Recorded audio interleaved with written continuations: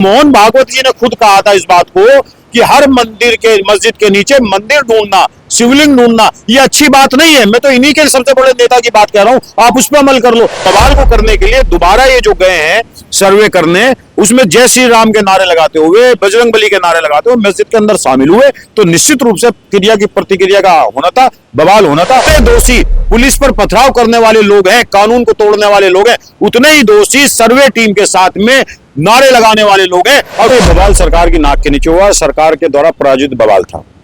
इसको हम ये देखते हैं कि चुनावी फायदे के लिए अब बिजली सड़क पानी का कोई मुद्दा नहीं रह गया, तो ये फिर हिंदू मुसलमान की बात करके, कटोगे तो बटोगे बात कर करके और लोगों की जेब पे डाका डाल करके हत्या में शामिल वहां के पुलिस वाले हैं, उनके ऊपर मुकदमा दर्ज होना चाहिए। ये गाजर मूली नहीं जो कांटे मारे जा रहे हैं, ये याद रखना चाहिए। सरकारें बदलती है और ये कह दे नसीम खान के घर के नीचे मंदिर था और कोर्ट उसे एक्सेप्ट कर ले और सर्वे का आदेश दे दे। मैंने भट्टे पे से जो ईंट ली है, श्री राम भट्टे वाले की ईंट ली हो और उसके डाय पे श्री राम लिखा हो ईंट के, तो मेरे तो घर मंदिर बना दिया जाएगा। थोड़ा पास से संभल में हुई हिंसा के बाद से ही गाजियाबाद को अलर्ट मोड पर रखा गया। हमारे साथ बातचीत करने के लिए कांग्रेस पार्टी के वरिष्ठ नेता नसीम खान हमारे साथ मौजूद है।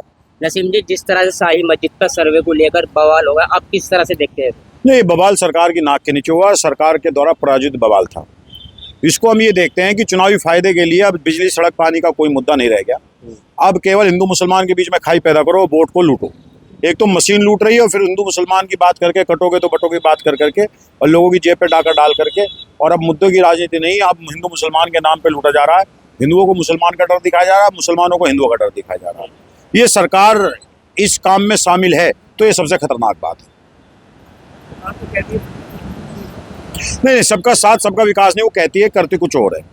दूसरी चीज, एक बड़ा सवाल यहाँ पैदा हो रहा है संभल में कि बिना दूसरा पक्ष जाने सर्वे का आदेश क्यों कर दिया गया, क्यों याचिका डाल दी गई, याचिका क्यों एक्सेप्ट कर ली गई। हम ये कहते हैं इस बात को कि जब हम कोर्ट में गए और हमने किसी दूसरे पक्ष के बारे में कहा कि वहां ऐसा ऐसा है, तो कोर्ट बाकायदा नोटिस जारी करती है, दूसरे पक्ष को बुलाती है कि आपके खिलाफ ये याचिका आई है, आप इसका स्पष्टीकरण दो, उसके बाद कोर्ट आगे बढ़ती है। लेकिन यहाँ ऐसा कुछ देखने को नहीं मिला। यहाँ सीधा सीधा एक बात कही गई कि उस शाही मस्जिद जो है वो हरी मंदिर है और इसको अदालत ने उसको एक्सेप्ट कर लिया और एक्सेप्ट करके तुरंत सर्वे का आदेश कर दिया और एक सर्वे हो गया। उस सर्वे होने के बाद दोबारा सर्वे हुआ, संडे के दिन सर्वे हुआ, सुबह 7 बजे सर्वे हुआ।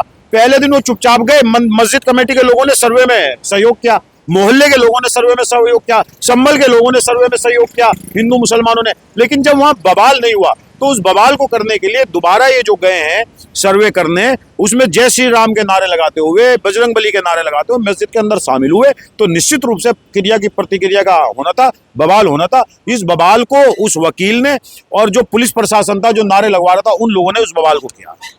4 लोगों की मौत भी होगी यहाँ। हाँ, 4 लोगों की मौत नहीं हुई है, हत्या हुई है और इस हत्या में शामिल वहां के पुलिस वाले हैं, हत्या में शामिल वहां के पुलिस वाले हैं, उनके ऊपर मुकदमा दर्ज होना चाहिए। ये गाजर मूली नहीं जो कांटे मारे जा रहे हैं, ये याद रखना चाहिए। सरकारें बदलती है। दूसरी चीज, हम बार बार इस बात को कह रहे हैं कि ये कौन सी बात है, ये जो वकील जो घूम रहे हैं, विष्णु जैन और उसका बेटा और बाप, ये घूम रहे हैं और ये कह रहे हैं मंदिरों के, मस्जिदों के नीचे मंदिर है।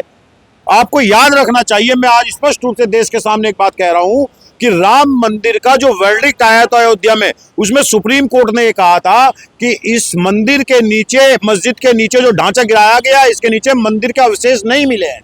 ये साफ कहा गया, मुसलमानों ने उसे माना और ये कहा गया आस्था के नाम पे और मस्जिद मंदिर की जगह दे रहे और मस्जिद की भी दी। तो अब मेरे घर के नीचे कोई चला जाए और ये कह दे नसीम खान के घर के नीचे मंदिर था और कोर्ट उसे एक्सेप्ट कर ले और सर्वे का आदेश दे दे और मेरे घर पे आके सर्वे होने लगे, तो मैं क्या करूंगा। और इत्तेफाक से, गलती से मैंने भट्टे पे से जो ईंट ली है, श्री राम भट्टे वाले की ईंट ली हो और उसके डाय पे श्री राम लिखा हो ईंट के, तो मेरे तो घर मंदिर बना दिया जाएगा। ये देश को ले जा किस तरफ रहे हो आप? किसी भी घर में जाके सर्वे कर लोगे। और मोहन भागवत जी ने खुद कहा था इस बात को कि हर मंदिर के, मस्जिद के नीचे मंदिर ढूंढना, शिवलिंग ढूंढना, ये अच्छी बात नहीं है। मैं तो इन्हीं के सबसे बड़े नेता की बात कह रहा हूं, आप उस पर अमल कर लो। हर मस्जिद के नीचे आप जो है, क्या नाम है, मंदिर ढूंढ रहे हो, क्या देश को ले जाना कहां चाह रहे हो? अरे भाई, आप हर स्कूल में शिक्षा ढूंढो, हर अस्पताल में स्वास्थ्य की दवाइयों को ढूंढो, आप हर सरकारी महकमों में नौकरियां ढूंढो आप इंसान बनाने की मशीनें ढूंढो, आप रास्तों पे फ्री बलात्कार ना हो ऐसा माहौल बनाने का जो है आइडियाज ढूंढो। आप केवल मंदिर मस्जिद ढूंढ रहे हो। आखिर ये सिलसिला रखोगे जब हमारा एक्ट है, पूजा अधिनियम है इस देश के अंदर कि अब कहीं भी बाबरी के बाद में कहीं भी किसी भी तरीके से किसी मस्जिद के ऊपर मंदिर या मंदिर के ऊपर मस्जिद के जांच पड़ताल नहीं होगी। उसके बाद जज साहब ने जो किया है वो असंवैधानिक है और जज साहब भी कटघरे में है, जज साहब भी किसी के अधीन काम कर रहे हैं। 2018 में जज की नियुक्ति हुई और उसके बाद उनको पदोन्नति मिली। किसके इशारे पे जज काम कर रहे हैं, किसके इशारे पे माहौल खराब कर रहे हैं, किसके इशारे पे हिंदू मुसलमान के बीच में खाई पैदा कर रहे हैं, ये भी जांच का विषय है। इस जज साहब की भी जांच होनी चाहिए। और संडे के दिन क्यों गया, ये भी सुप्रीम कोर्ट को संज्ञान लेना चाहिए कि आखिर इतनी जल्दबाजी क्या थी। आप तो लोगों ने वहाँ पत्थरबाजी की, पुलिस पे पत्थर मारे। मैं ये कह रहा हूं पत्थरबाजी की है, पुलिस के हाथों में भी पत्थर है, लोगों के भी हाथों में पत्थर है। बिल्कुल कानून को हाथ में नहीं लेना चाहिए। मैं स्पष्ट रूप से इस बात को कह रहा हूं और खासकर मुस्लिम लोगों से अपील कर रहा हूं कि आप लोग संयम बरतें, आप लोग कानून को हाथ में न लें। जिस तरीके से राम मंदिर के मुद्दे पे आप रहे, कानून पर विश्वास करें, किसी के उकसावे में ना आए, किसी के उकसावे में आके पुलिस पे हमला ना करें, घरों से पत्थर ना चलाएं। आप इंतजार करें और आपके बिना प्रतिक्रिया के पुलिस आपको मारती है, आपकी कुर्बानी होती है, तो फिर ये पूरा देश और पूरी दुनिया इस बात को देखेगी कि मुसलमानों के साथ क्या चल रहा है। लेकिन आप पुलिस की बर्बरता के खिलाफ अगर पत्थर हाथ में उठा लेते हैं तो क्योंकि सरकार इनकी है, आपको विलन बना के खड़ा कर दिया जाएगा। पत्थर हमने पुलिस के हाथ में भी देखे हैं और गोलियां चली हैं, प्राइवेट असलों से गोलियां चलाई गई हैं। ये वहां पे खबरें आ रही है पूरी तरीके से। और पुलिस ने जिस तरीके से सीधा सुसाइड किया है, अटैक किया है मस्जिद के ऊपर। मुझे एक बात बताओ, जब जाकर के जय श्री राम के नारे लगेंगे, गुरुद्वारे पे मैं अल्लाह अकबर का नारा लगाऊं, मंदिर के ऊपर अल्लाह अकबर का नारा लगाऊं, तो इससे उत्तेजना तो भड़केगी या नहीं भड़केगी, मुझे ये बताओ। तो भीड़ को खदेड़ने के लिए जैसे आंसू गैस के गोले दागे गए, वो आंसू गैस की गोली ना सीधी गोलियां चलाई गई, सीधा लोगों को मारा गया। ये दंगा कराना चाहते थे क्योंकि अडानी का जो मसला है वो देश के सामने बड़ा मसला है। अडानी ने चोरी की है पूरे दुनिया में, अमेरिका ने उसके खिलाफ वारंट निकाला है, केन्या ने उसके सारे कारोबार बंद कर दिए। अडानी मोदी का दोस्त है और हम पहले दिन से कह रहे हैं ये दोनों एक हैं और ये दोनों दुनिया को लूट रहे हैं, देश को लूट रहे हैं। उसका मामला संसद में ना उठे।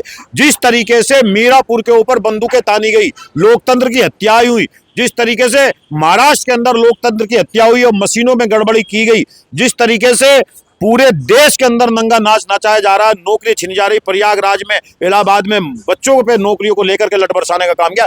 ये पार्लियामेंट चलने वाला था अगले दिन, ये पार्लियामेंट में मुद्दे ना उठे, ध्यान हटाने के लिए ये संभल में नरसंहार किया गया है।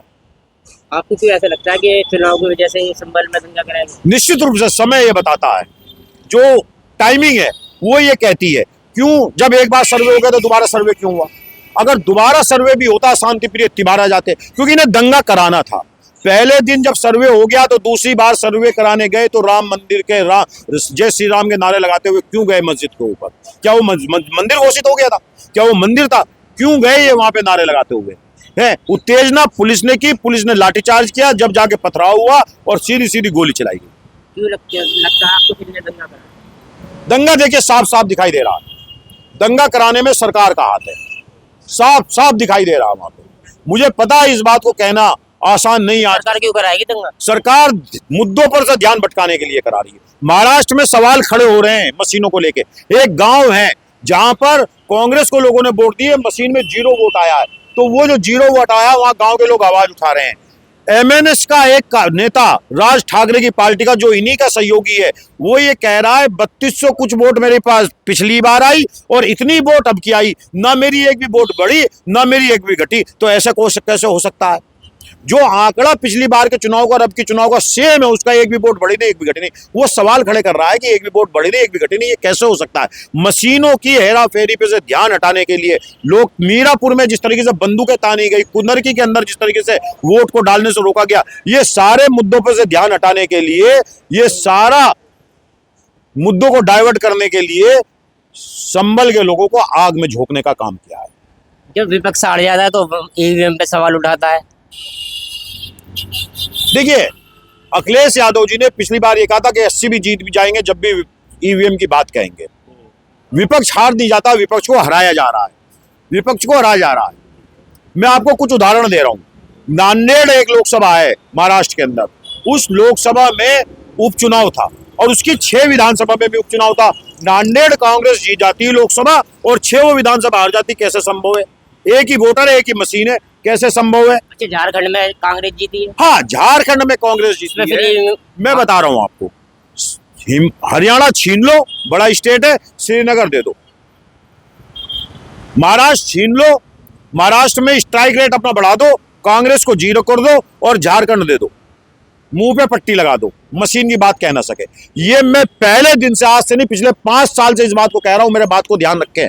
और मैं बार बार कहता हूं, 2 तरीके के नकलची होते हैं, एक होता है कॉपी को पूरी टीप लेता है और एक होता है अकल वाला नकलची, जिसकी अकल होती है। एक नकलची ऐसा होता है जिसकी अकल होती है, और एक नकलची होता है बेवकूफ नकलची, जो सीधा बगल वाले के लोगों की कॉपी को टीप लेता है, वो पकड़ा जाता है। अकल वाला नकलची नहीं पकड़ा जाता। लेकिन कब तक करेगा? आखिर में पकड़ा जाएगा। अब कुछ चीजें ऐसी सामने आने लगी जो ईवीएम की चोरी सामने आ रही है, इसलिए हम कह रहे हैं ईवीएम के माध्यम से देश के लोकतंत्र को लूटा जा रहा है।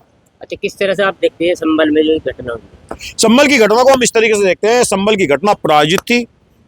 एक विष्णु जैन वकील और उसका बाप या वो उसका बेटा, ये दोनों देश के अंदर सरकार के इशारे पे देश को आग में झोंकना चाहते हैं। जब मोहन भागवत जी ये कह चुके हैं हर मस्जिद के नीचे से मंदिर नहीं ढूंढा जाना चाहिए, तो क्यों? और इसमें जज साहब की भी भूमिका संदिग्ध है। जज साहब को दूसरे पक्ष को नोटिस देना चाहिए था, बुलाना चाहिए था, सुनना चाहिए था। और सर्वे के लिए अभी इतना कहां भागा जा रहा?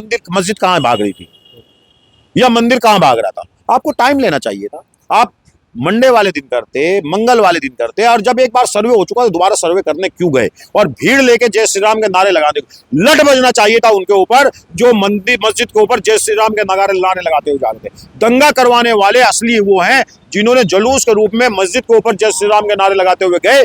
अगर संभल में पथराव करने वाले लोगों के खिलाफ मुकदमे कायम हो रहे हैं, उनको रासुका लग रही है, तो उस मस्जिद के सर्वे में सरकारी लोगों के साथ जय श्री राम के नारे लगाने वाले लोगों के खिलाफ भी दंगे की धारा लगनी चाहिए, रासुका लगनी चाहिए, मुकदमा लगना चाहिए। जितने दोषी पुलिस पर पथराव करने वाले लोग हैं, कानून को तोड़ने वाले लोग हैं, उतने ही दोषी सर्वे टीम के साथ में नारे लगाने वाले लोग हैं, और उतने ही दोषी उस सर्वे टीम के साथ जो पुलिस प्रशासन चल रहा था, उनकी नाक के नीचे ये सब हो रहा था मस्जिद की सीढ़ियों पर, उतने ही दोषी वो पुलिस वाले भी हैं, उनके खिलाफ भी मुकदमा लगना चाहिए। मैं योगी सरकार से मांग करता हूं, निष्पक्ष जांच कराई जाए, मृतकों को मुआवजा दिया जाए 10-10 लाख रुपए का, और जो मुकदमे पत्थरबाजों के ऊपर हो रहे हैं, वही मुकदमे जय श्री राम का नारा लगाने वालों को, जिन्होंने नारा लगाया सरकारी नाक के नीचे, उनके खिलाफ भी होना चाहिए। पुलिस के ऊपर हत्या के मुकदमे दर्ज होने चाहिए, पुलिस को इसका जवाब देना चाहिए। और मैं अखिलेश यादव से और राहुल गांधी जी से इस बात को मांग करता हूं